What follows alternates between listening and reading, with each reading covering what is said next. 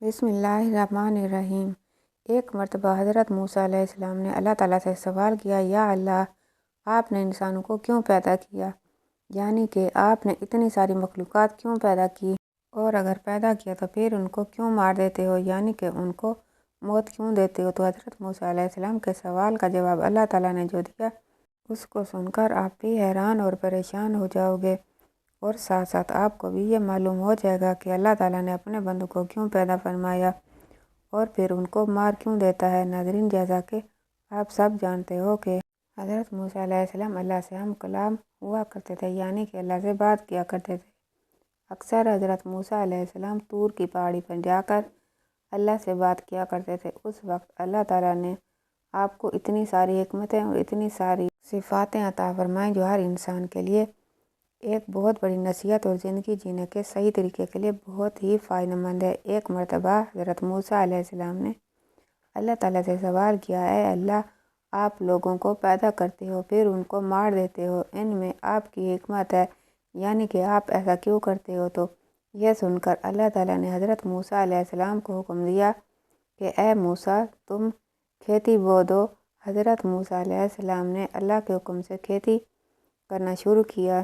کچھ دنوں کے بعد جب وہ کھیتی تیار ہو گئی تو حضرت موسیٰ علیہ السلام نے اس کو کاٹ دیا۔ تو یہ دیکھ کر اللہ تعالیٰ نے حضرت موسیٰ علیہ السلام سے فرمایا، اے موسیٰ، تم نے خود ہی کھیتی کی، خود ہی بوئی اور پھر تم نے خود ہی اس کو کاٹ ڈالا۔ یہ سن کر حضرت موسیٰ علیہ السلام نے عرض کیا، یا اللہ، کھیتی کے پکنے پر اس میں دانہ اور بھوسا ہوتا ہے اور دونوں کو ملا جلا کر رکھنا مناسب نہیں، اسی لیے حکمت کا تقاضا یہی ہے کہ ان دونوں کو جدا جدا کر دیا جائے۔ یہ سن کر اللہ نے حضرت موسیٰ علیہ السلام سے پوچھا، اے موسیٰ، تم نے یہ عقل کہاں سے حاصل کی؟ تو حضرت موسیٰ علیہ السلام نے کہا، یا الہی، میری یہ دانش مندی اور یہ عقل سب آپ نے ہی عطا کی ہے۔ یہ سن کر اللہ تعالیٰ نے فرمایا، اے موسیٰ، پھر یہ دانش مندی مجھ میں کیوں نہ ہوگی؟ اے موسیٰ، دیکھو، انسانوں کی روحیں دو قسم کی ہوتی ہیں، ان میں ایک روح پاک ہے اور ایک روح ناپاک ہے۔ ہر انسان کے جسم ایک رتبے کے نہیں ہوتے، کسی کے جسم میں موتی کی طرح پاک اور صاف روح ہے تو کسی کے جسم میں کنچ کی پونچھ کی طرح روح موجود ہوتی ہے۔ ان روحوں کو بھی ٹھیک اسی طرح ایک دوسرے سے علیحدہ کرنا مناسب ہے، یعنی کہ جدا جدا کرنا ضروری ہے۔ جس طرح سے تم نے گندم کو بھوسے سے الگ کر دیا تاکہ جو نیک روح ہوتی ہے وہ جنت کو چلی جائے اور جو بری روح ہوتی ہے وہ دوزخ کو چلی جائے۔ اے موسیٰ، یہ تو انسان کو مارنے کی حکمت تھی، اور انسانوں کو پیدا کرنے کی حکمت یہ ہے کہ ہماری صفات کا اظہار ہو جائے۔ حدیث قدسی میں ہے، اللہ تعالیٰ ارشاد فرماتا ہے، میں ایک پوشیدہ خزانہ تھا، اس لیے میں نے چاہا کہ میں پہچانا جاؤں، اس لیے میں نے مخلوق کو پیدا کیا، میں نے انسانوں کو پیدا فرمایا۔ اے موسیٰ، انسان کے جسم میں جو موتی ہے اس کو کبھی بھی ضائع نہیں کرنا چاہیے بلکہ اس کی حفاظت کرنی چاہیے۔ تو ناظرین، ہمارے لیے بھی یہ حکمت کتنی بڑی ہے کہ اللہ تعالیٰ انسانوں کو کیوں پیدا کرتا ہے اور پھر ان کو کیوں مار دیتا ہے۔ اس بات کا خلاصہ بھی اللہ تعالیٰ نے کر دیا، اور ساتھ میں اس واقعے سے ہمیں ایک بہت بڑا سبق بھی ملتا ہے کہ اللہ تعالیٰ نے اس قدرت کے نظام میں ڈھیروں صفاتیں رکھی ہیں اور ڈھیروں وجوہات ہیں جسے کوئی بھی انسان نہیں سمجھ سکتا۔ اس لیے ہمیں کبھی بھی کسی بات کے لیے اللہ تعالیٰ سے کوئی سوال نہیں کرنا چاہیے، کیونکہ یاد رکھیں، اللہ جو بھی کرتا ہے بہتر کرتا ہے، اور اللہ کے ہر کام میں کچھ نہ کچھ حکمت ضرور ہوتی ہے۔ اس لیے یاد رکھیں، اللہ تعالیٰ بھی ہمیں کسی امتحان میں ڈالتا ہے تو اس میں بھی ہماری کوئی نہ کوئی بھلائی ضرور ہوتی ہے، یعنی کہ اللہ کی ہر بات میں کوئی نہ کوئی حکمت ضرور ہوتی ہے، اور اللہ کے کیے گئے ہر فیصلے میں بندے کا کوئی نہ کوئی بھلا ضرور ہوتا ہے، کیونکہ اللہ جو بھی کرتا ہے اچھا کرتا ہے، اپنے بندے کے حق میں کرتا ہے۔ اسی طرح سے ناظرین، ایک مرتبہ حضرت موسیٰ علیہ السلام نے اللہ تعالیٰ سے 7 سوال کیے۔ ان میں پہلا سوال یہ تھا، حضرت موسیٰ علیہ السلام نے اللہ تعالیٰ سے پوچھا، اے میرے رب، تیرے بندوں میں سب سے زیادہ متقی یعنی ڈرنے والا اور پرہیزگار کون ہے؟ اللہ تعالیٰ نے ارشاد فرمایا، وہ شخص جو اللہ کا ذکر کرتا رہے اور اسے بھولے نہیں، یقیناً اللہ سے ڈرنے والا ہے وہی شخص ہوتا ہے جو صرف مسجد کے اندر ہی نہیں بلکہ مسجد کے باہر بھی اللہ کو یاد رکھے، یعنی عام معاملات، خوشی اور غم میں بھی اللہ تعالیٰ کو نہ بھولے بلکہ ہر قدم اللہ کی رضا کے لیے ہی اٹھائے۔ دوسرا سوال حضرت موسیٰ علیہ السلام نے پوچھا، اے میرے رب، تیرے بندوں میں سب سے زیادہ صحیح راستے پر کون ہے؟ اللہ تعالیٰ نے ارشاد فرمایا، جو ہدایت کے راستے پر چلے۔ اللہ تعالیٰ نے اپنے نبی کو بھیج کر اور قرآن پاک جیسی کتاب کو اتار کر ہدایت کے راستے کو صاف صاف دکھا دیا۔ اس لیے ہم سبھی کو قرآن اور حدیث کا جھنڈا لے کر ہدایت کے راستے پر چلنا چاہیے۔ تیسرا سوال حضرت موسیٰ علیہ السلام نے پوچھا، اے اللہ، تیرے بندوں میں سب سے زیادہ جاننے والا عالم کون ہے؟ اللہ تعالیٰ نے ارشاد فرمایا، عالم وہ ہے جس کا پیٹ علم سے نہیں بھرتا، جس کے اندر علم کی پیاس کبھی نہ بجھنے کی بلکہ وہ ہر دن نئی چیزوں کو سیکھنے کی کوشش کرے اور مرتے دم تک سیکھتا رہے، یہی عالم ہے، نہ کہ وہ جس نے علم سیکھا پھر سیکھنے اور سکھانے سے اس کا کوئی تعلق نہیں۔ چوتھا سوال حضرت موسیٰ علیہ السلام نے اللہ تعالیٰ سے پوچھا، اے میرے اللہ، تیرے بندوں میں سب سے زیادہ اچھا فیصلہ کرنے والا کون ہے؟ اللہ تعالیٰ نے ارشاد فرمایا، وہ شخص جو لوگوں کو وہی حکم دیتا ہے جو اپنے آپ کو دیتا ہے، وہ کام جو کسی نے نہ کیا ہو اور دوسروں کو اس کے کرنے کا مشورہ دیتا ہو، ایسا آدمی صحیح فیصلہ نہیں دے سکتا۔ پانچواں سوال موسیٰ علیہ السلام نے اللہ تعالیٰ سے پوچھا، اے اللہ، تیرے تمام بندوں میں سب سے زیادہ عزیز ترین بندہ کون سا ہے؟ اللہ تعالیٰ نے ارشاد فرمایا، وہ شخص جو بدلہ لینے کی طاقت رکھتا ہو لیکن پھر بھی بدلہ نہ لے اور سامنے والے کو معاف کر دے۔ ایسا وہی کر سکتا ہے جس کے اندر صبر اور برداشت کی طاقت ہو، کیونکہ جب کوئی آپ کو تکلیف پہنچائے تو بدلے میں آپ بھی اسے تکلیف دینا چاہتے ہیں، لیکن بدلہ لینے کی بجائے جو معاف کر دے، ایسا شخص اللہ کا سب سے عزیز بندہ ہے۔ چھٹا سوال حضرت موسیٰ علیہ السلام نے پوچھا، اے اللہ، تیرے بندوں میں سب سے زیادہ غنی کون سا بندہ ہے؟ اللہ تعالیٰ نے ارشاد فرمایا، وہ شخص جس کو جتنا ملے اس پر راضی رہے۔ غریب وہ ہے جس کے پاس دولت ہو پھر بھی اس پر راضی نہ ہو، دن رات اسی کی طلب میں مارا مارا پھرے، اور بے نیاز وہ شخص ہے جس کو جتنی نعمتیں ملیں اس پر خوش ہو کر اللہ کا شکر ادا کرے۔ ساتواں سوال حضرت موسیٰ علیہ السلام نے پوچھا، اے میرے رب، آپ کے بندوں میں سب سے زیادہ فقیر کون ہے؟ اللہ تعالیٰ نے ارشاد فرمایا، جو مسافر ہو۔ ایک مسافر یعنی سفر کرنے والا حاجت مند اور ضرورت مند ہو سکتا ہے۔ ویسے تو آج کل کے سفر چند گھنٹوں اور دنوں کے ہوتے ہیں، اس لیے آسانی ہوتی ہے، لیکن پھر بھی سفر میں مشکلات بہت سامنے آتی ہیں، اس لیے اگر کوئی مسافر ضرورت مند ہو تو اس کی مدد ضرور کرنی چاہیے۔ ایک دن حضرت موسیٰ علیہ السلام نے اللہ تعالیٰ سے عرض کیا، یا اللہ، تو نے انسان کو پیدا کیا ہے، اسے عاقل دل اور زندگی عطا کی، پھر آخر اسے موت کیوں دیتا ہے؟ اس میں تیری کیا حکمت ہے؟ اللہ تعالیٰ نے فرمایا، اے موسیٰ، تم کل صبح وادی میں جاؤ، وہاں تمہیں ایک منظر دکھاؤں گا جس سے تمہیں میری حکمت سمجھ میں آ جائے گی۔ حضرت موسیٰ علیہ السلام حسب فرمان صبح سویرے وادی کی طرف گئے۔ انہوں نے دیکھا کہ ایک ہری بھری گھاس کے دھیما میں ایک نوزائیدہ ہرنی اپنے بچے کے ساتھ کھیل رہی تھی۔ تھوڑی دیر بعد ایک شیر آیا اور اس نے اس بچے کو شکار کر لیا۔ حضرت موسیٰ علیہ السلام کا دل بھر آیا اور انہوں نے کہا، اے پروردگار، یہ ننھا سا بچہ کس جرم میں مارا گیا؟ اللہ تعالیٰ نے فرمایا، اے موسیٰ، ابھی صبر کرو، دیکھو آگے آگے کیا ہوتا ہے۔ کچھ دیر بعد وہی شیر آیا، ایک شکاری کے تیر سے زخمی ہو کر مر گیا۔ حضرت موسیٰ علیہ السلام نے پھر عرض کیا، یا رب، یہ کیسا نظام ہے؟ ابھی تو شیر جیتا تھا، اب وہ مر گیا۔ اللہ تعالیٰ نے فرمایا، اے موسیٰ، اب دیکھو آخر میں کیا ہوتا ہے۔ تھوڑی دیر میں وہی شکاری ایک پہاڑی سے نیچے گرا اور خود بھی مر گیا۔ حضرت موسیٰ علیہ السلام حیران رہ گئے۔ تب اللہ تعالیٰ نے فرمایا، اے موسیٰ، میرا ہر فیصلہ انصاف پر مبنی ہوتا ہے، ظلم کا خاتمہ اور عدل کا آغاز۔ حضرت موسیٰ علیہ السلام کی آنکھوں سے آنسو بہنے لگے۔ انہوں نے عرض کیا، یا رب، تو پاک ہے، تیری ہر تقدیر میں حکمت ہے۔ ہم ظاہری آنکھوں سے دیکھ کر فیصلہ کرتے ہیں، مگر تیری تدبیر وہی جانتا ہے جو باطن کو سمجھتا ہے۔ اللہ تعالیٰ نے فرمایا، اے موسیٰ، اس لیے میں نے موت کو زندگی کے بعد رکھا تاکہ ہر ایک کو اس کے اعمال کے مطابق بدلہ دوں۔ موت نہ ظلم ہے نہ انتقام، بلکہ عدل کی ابتدا ہے۔ یہ واقعہ ہمیں سکھاتا ہے کہ انسان دنیا کی ظاہری زندگی کو سب کچھ سمجھتا ہے، مگر اللہ تعالیٰ کے نزدیک اصل زندگی موت کے بعد شروع ہوتی ہے، جہاں ہر عمل کا حساب اور حق کا بدلہ دیا جاتا ہے۔ ایک دن ایک نیک بزرگ اپنے شاگردوں کے ساتھ قبرستان کے پاس سے گزر رہے تھے۔ شاگردوں میں سے ایک نے سوال کیا، حضرت، اللہ تعالیٰ نے انسان کو پیدا کیا، پھر آخر موت کیوں دے دیتا ہے؟ اگر زندگی ہی مقصد تھی تو ہمیشہ کے لیے زندہ رکھ دیتا۔ بزرگ مسکرائے اور کہا، بیٹا آؤ میں تمہیں ایک مثال سے سمجھاتا ہوں۔ وہ سب ایک کاریگر کے پاس گئے جو مٹی کے برتن بنا رہا تھا۔ بزرگ نے شاگرد سے کہا، دیکھو یہ مٹی کے ڈھیر کو۔ اس کاریگر نے اس سے خوبصورت برتن بنائے۔ اب اگر کوئی برتن ٹوٹ جائے تو یہ نقصان ہے یا فائدہ؟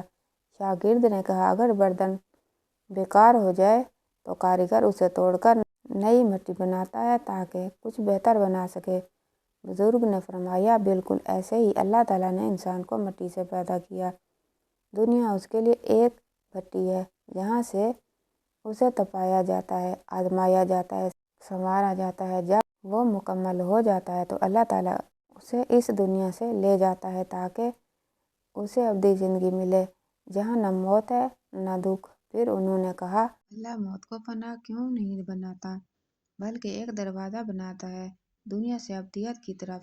موت دراصل پیدا ہونے کا دوسرا عمل ہے۔ شاگرد کی آنکھوں میں آنسو آ گئے اور اس نے کہا، حضرت، تو گویا موت حتمی انجام نہیں بلکہ اصل زندگی کی شروعات ہے۔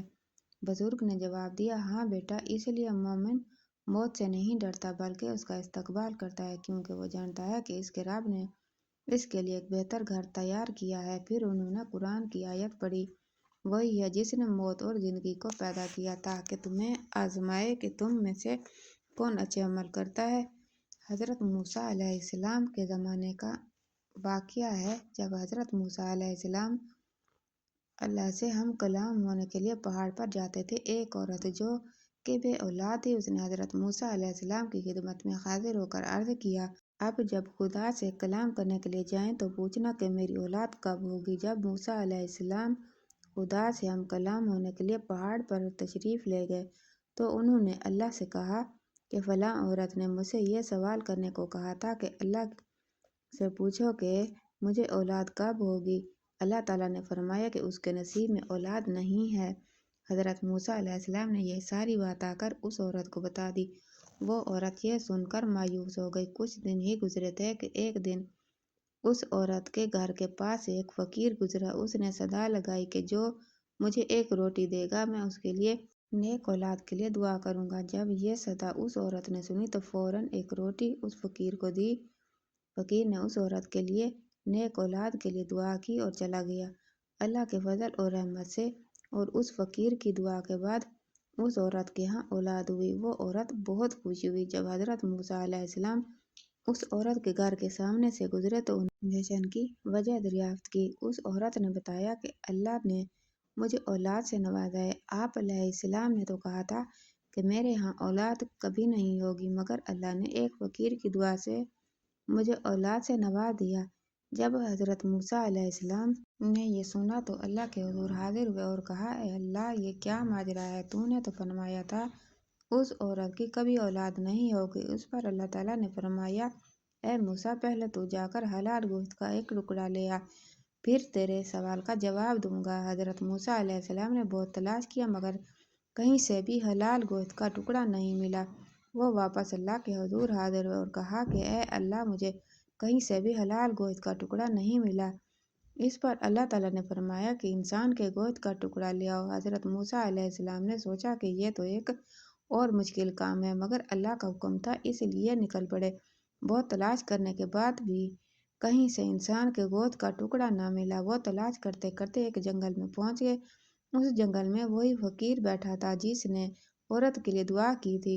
اس فقیر نے حضرت موسیٰ علیہ السلام سے ان کی پریشانی کی وجہ دریافت کی تو حضرت موسیٰ علیہ السلام نے سارا ماجرا بیان کر دیا۔ یہ سارا ماجرا سن کر اس فقیر نے بولا، صرف ایک ٹکڑا چاہیے، کوئی چاقو ہے تو آپ کے پاس؟ حضرت موسیٰ علیہ السلام نے چاقو نکال کر دے دیا۔ چاقو لے کر اس فقیر نے اپنے جسم سے گوشت کا ایک ٹکڑا کاٹ کر حضرت موسیٰ علیہ السلام کو دے دیا۔ حضرت موسیٰ علیہ السلام جانے ہی لگے تھے کہ فقیر نے انہیں پکارا اور کہا، رک جاؤ، پتہ نہیں اللہ تعالیٰ نے کون سے حصے کا گوشت کا ٹکڑا منگوایا ہو، میں جسم کے ہر حصے سے گوشت کا ٹکڑا کاٹ کر دے دیتا ہوں۔ اس فقیر نے اپنے ہاتھ سے، کاندھے سے، پیٹھ سے اور جسم کے ہر حصے سے گوشت کا ٹکڑا کاٹ کر دے دیا۔ حضرت موسیٰ علیہ السلام اللہ کے حضور حاضر ہوئے اور کہا کہ میں گوشت کے ٹکڑے لے آیا ہوں۔ اللہ نے فرمایا، کس کے گوشت کے ٹکڑے ہیں؟ اس پر حضرت موسیٰ علیہ السلام نے ساری بات بیان کر دی اور کہا کہ فلاں جنگل میں مجھے ایک فقیر ملا تھا، اسی کے جسم کے گوشت کے ٹکڑے ہیں یہ۔ تب اللہ تعالیٰ نے فرمایا، اے موسیٰ، اس بندے نے تیرے کہنے پر میرے لیے اپنے جسم سے گوشت کے ٹکڑے کاٹ کر دے دیے، تو کیا میں اس کے کہنے پر اس عورت کو اولاد نہیں دے سکتا تھا؟ اے موسیٰ، گوشت تو تیرے جسم پر بھی تھا اور اس عورت کے لیے بھی دعا کر سکتا تھا، مگر تو نے نہیں کی۔ اس فقیر نے سچے دل سے دعا کی۔ ولادت حضرت موسیٰ علیہ السلام۔ حکومت فرعون نے بنی اسرائیل کے یہاں جو نومولود بیٹے پیدا ہوتے تھے انہیں قتل کرنے کا ایک وسیع پروگرام بنایا تھا، یہاں تک کہ فرعون کی مقرر کردہ دائیاں بنی اسرائیل کی باردار عورتوں کی نگرانی کرتی تھیں۔ ان دائیوں میں سے ایک والدہ موسیٰ کی دوست بن گئی۔ یکم ماہ میں موسیٰ کا حمل مخفی رہا اور اس کے آثار ظاہر نہ ہوئے۔ جس وقت مادر موسیٰ کو یہ احساس ہوا کہ بچے کی ولادت کا وقت قریب ہے تو اس نے کسی کے ذریعہ اپنی دوست دائی کو بلانے بھیجا۔ جب وہ آ گئی تو اس سے کہا، میرے پیٹ میں ایک فرزند ہے، آج مجھے تمہاری دوستی اور محبت کی ضرورت ہے۔ جس وقت حضرت موسیٰ علیہ السلام پیدا ہو گئے تو آپ کی آنکھوں میں ایک خاص نور چمک رہا تھا، چنانچہ اسے دیکھ کر وہ دائیا کانپنے لگی اور اس کے دل کی گہرائی میں محبت کی ایک بجلی سما گئی جس نے اس کے دل کی تمام فضاؤں کو روشن کر دیا۔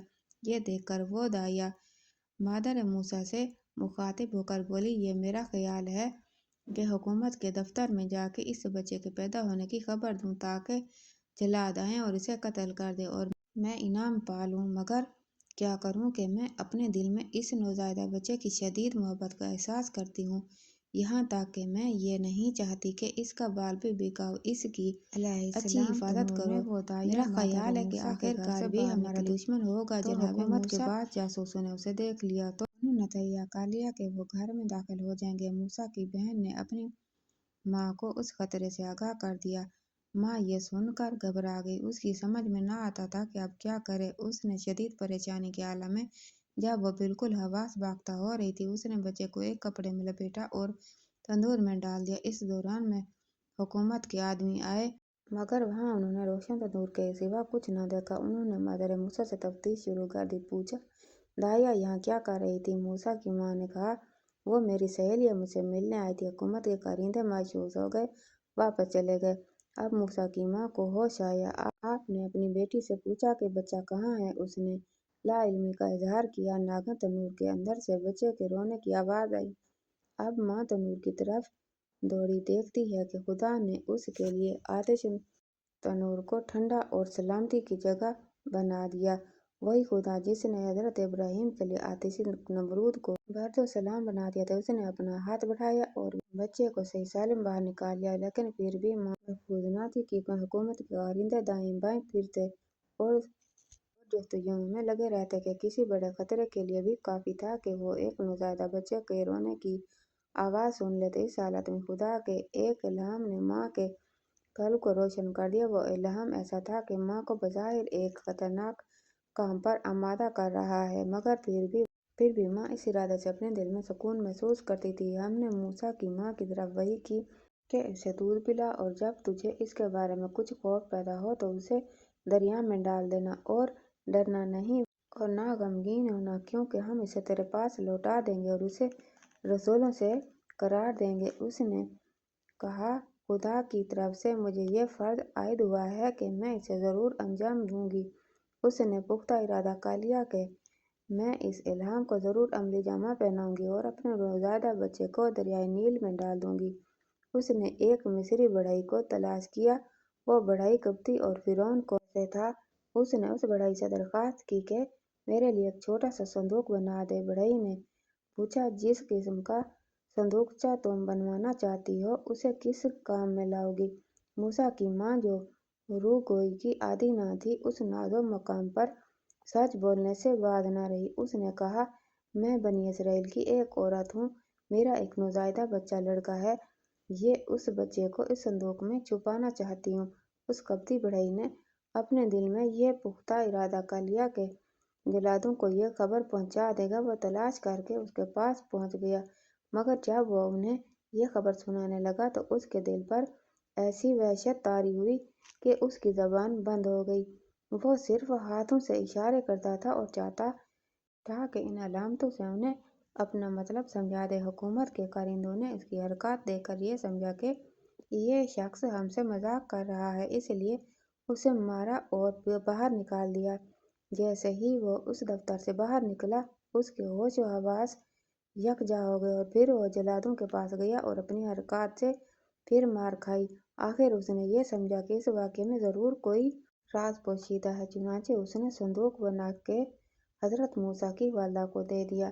دریا کی موجیں گہوارے سے بہتر، غالباً صبح کا وقت تھا، ابھی اہل مصر بہوے خواب تھے، مشرق سے پھوٹ پھٹ رہی تھی۔ ماں نے نوزائیدہ بچے اور صندوق کو دریائے نیل کے کنارے لائی اور بچے کو آخری مرتبہ دودھ پلایا، پھر اسے مخصوص صندوق میں رکھا جس میں یہ خصوصیت تھی کہ ایک چھوٹی کشتی کی طرح پانی پر تیر سکے۔ پھر اس صندوق کو نیل کی موجوں کے سپرد کیا۔ نیل کی پرشور موجوں نے اس صندوق کو جلد ہی ساحل سے دور کر دیا۔ ماں کنارے کھڑی دیکھ رہی تھی۔ ایسا محسوس ہوا کہ اس کا دل سینے سے نکل کر موجوں کے اوپر تیر رہا ہے۔ اس وقت اگر الطاف الہی اس کے دل کو سکون قرار نہ بخشتا تو یقیناً زور زور سے رونے لگتی اور پھر سارا راز فاش ہو جاتا۔ کسی آدمی میں یہ قدرت نہیں ہے کہ ان حساس لمحات میں ماں جو ہر گزر رہی تھی الفاظ میں اس کا نقشہ کھینچ سکے، مگر ایک فارسی شاعر نے کسی حد تک اس منظر کو اپنے فصیح اور پرعز جذباتی اشعار میں مجسم کیا ہے۔ دلوں میں حضرت موسیٰ علیہ السلام کی محبت۔